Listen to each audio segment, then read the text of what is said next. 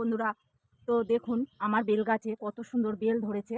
তো দেখুন এখন কিন্তু আমাদের এই যে মটর দানার থেকে একটু বড় সাইজের হয়ে গেছে, আমাদের একটা খাবার দেওয়া উচিত। তো আমি একটা খাবার নিয়েছি, সেটা আমি গাছের গোড়ায় দেবো। তো আপনাদের সঙ্গে শেয়ার করছি কি কি নিয়েছি। আমি এখানে নিয়েছি 1 চামচ সিংকুচি, 1 চামচ হাড় গুঁড়ো, আর 1 চামচ নিম খোল, 1 চামচ সুপার সিঙ্গেল ফসফেট, আর 1 চামচ পটাশ, আর নিয়েছি কলার খোসা 1 মুঠো, আর জৈব সার নিয়ে আমি গাছের গোড়ায় দিচ্ছি। আপনারা এখানে পাতা পচা সার বা গোবর সার সব যেটা হোক একটা দিতে পারেন। আর নিয়েছি 1 চামচ ব্রোন।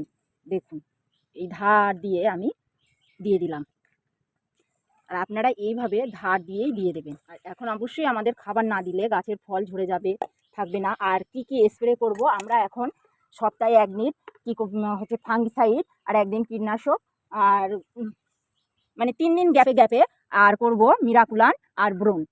আমরা এই গাছে স্প্রে করব। তো দেখুন এইভাবে দিয়ে চাপা দিয়ে দেবেন ওপরের মাটিটা।